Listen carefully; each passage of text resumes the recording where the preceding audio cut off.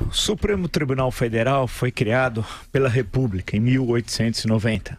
Volto a recordar que Dom Pedro II, já no final da década de 80, do século XIX, tinha mandado um representante brasileiro, Salvador de Mendonça, aos Estados Unidos para estudar melhor a Suprema Corte e fazer um relatório. Ele já tinha viajado em missão para o governo brasileiro outras vezes, governo imperial, né? Por exemplo, para a Ásia, tem um livro dele muito conhecido chamado Trabalhadores Asiáticos, tal.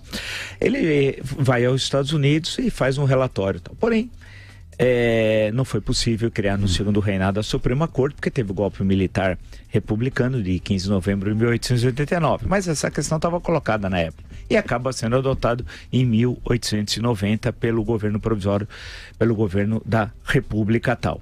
A adoção com a criação do STF, ele tem, portanto, uma história de pouco mais de um século tal. Não é, volto a dizer, infelizmente não digo com prazer, uma bela história tal, de defesa dos direitos civis, das liberdades, da democracia, muito pelo contrário.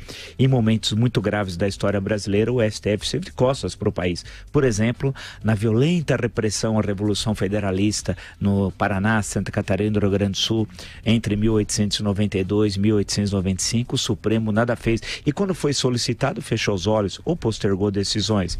No início do século XX, quando começa a surgir a chamada, entre aspas, questão social, inúmeros líderes operários que tinham nascido no estrangeiro, em Portugal, na Espanha, na Itália, mas chegaram crianças aqui com 2, 3, 4, 5, 6 anos, foram expulsos, deportados de forma arbitrária, recorreram ao Supremo, não encontraram guarida. No começo dos anos 30, a violação dos graves direitos, recorreram também ao Supremo, silêncio absoluto. Um episódio muito representativo desse fato, na deportação do Olga Benário Prestes, o que o Supremo fez? Nada. Toda a ditadura do Estado Novo teve alguma decisão do Supremo em defesa das liberdades que estavam sendo massacradas pelo ditador Getúlio Vargas? O Supremo silenciou. Na República Populista, entre 45 e 64, quando solicitado, por exemplo, em novembro de 1955, por Café Filho, que queria voltar à presidência, o que constitucionalmente era absolutamente correto, o Supremo empurrou a decisão para dezembro de 56 e disse que estava prejudicada a solicitação, tendo em vista que desde janeiro já tinha um novo ocupante do Palácio do Catete, que era Juscelino Kubitschek. Palácio do Catete era a sede do governo. E assim por diante. Eu poderia listar nos anos 60, 70, 80, 90, podia passar pelo século XXI, exemplos não faltam. Ficaria aqui falando 2, 3, 4, uma semana, um mês, dando exemplos trágicos tal. E a sessão de ontem foi mais uma. É difícil dizer apenas mais uma, porque envolve um criminoso que governou o país por 2 vezes, elegeu uma senhora por 2 vezes. Portanto, venceu 4 eleições presidenciais. Um senhor que organizou o maior sistema de corrupção da história da humanidade, que destruiu a maior empresa brasileira, né? Que desmoralizou a justiça, que estimulou a violência, o desrespeito, a corrupção, como nunca na nossa história. Esse senhor, Luiz Inácio Lula da Silva, foi beneficiado, claramente. Antônio Palocci, por exemplo, que está solicitando o habeas corpus e não entra na pauta. Mas Antônio Palocci é desse tamanhinho. Lula é grande. E o grande acordão antirrepublicano dos traidores da pátria, qual que é? Lula não será candidato a presidente por causa da lei da ficha limpa, condenado de segunda instância, apesar que vão lutar por uma liminar. Aguardem. Na lei da ficha limpa, aguardem. Mas não vai ser preso, aí já é demais. Aí a elite fala, pera um pouquinho, aí já é demais, é vingança, porque para a elite, justiça é vingança. E o STF cumpriu seu papel triste. Foi uma sessão vergonhosa, em todos os sentidos, na argumentação jurídica, nos exemplos históricos. Um horror.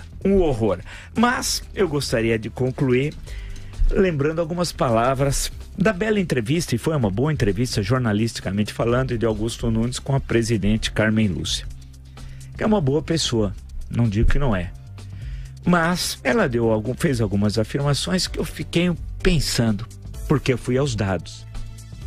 Ela disse que a capacidade física dos ministros naquela sessão, eles já estavam muito cansados de trabalhar. Mas eles trabalham mesmo. que eles estavam, diz ela, no limite e resolveram interromper a sessão e adiando a decisão para 4 de abril, por 2 semanas depois para descansar. Eles vão trabalhar na semana da Páscoa? Não. Hoje eles estão trabalhando? Não. Mas ela nos disse que o Supremo é muito austero, expressão dela. E eu pergunto outra vez e faço questão, porque são dados, com dados não se briga. O STF é austero mesmo, ministra Carmen Lúcia? Com um orçamento, um tribunal de 554 milhões? Será? É austero, ministra, com 2.450 funcionários, que dá média por ministro de 222? É austero? É austero, ministra? Por favor, a senhora pudesse me explicar, com 293 vigilantes, e vou citar esse dado sempre, porque é verdadeiro, 293. Os vigilantes julgam, será? Não sei. Eles têm algum papel, será? 85 secretárias, austeridade, 194 recepcionistas. É austeridade, senhora ministra? 25 bombeiros, 19 jornalistas, 116 serventes de limpeza, 116. Deve ser limpeza, hein? Muito limpo lá, deve ter gente com obsessão por limpeza, né? Um transtorno obsessivo. 24 copeiros, 27 garçons, 58 motoristas, e a lista é grande. Tem até dentista, auxiliares de educação infantil, e por aí vai. É austeridade? Não é. O Brasil quer esse Supremo? Não quer. Esse Supremo tem justiça? Não. Ontem mostrou mais uma vez e vai continuar mostrando enquanto essa estrutura não for mudada. Eu insisto e tenho dito aqui durante anos, essa república deu o que tinha de dar. Nós precisamos de uma outra estrutura legal e constitucional, de uma outra república. Esses 3 poderes estão carcomidos. Nós vamos ficar maldizendo durante semanas, meses e anos. Só vamos mudar quando essa estrutura for alterada. Aí poderemos construir outro Brasil. Com essa estrutura, não acredite, vocês vão ficar decepcionados ad eterno. E a eleição de 7 de outubro não vai resolver o problema. Lembre-se, 7 de outubro vai manter ou agravar a crise política.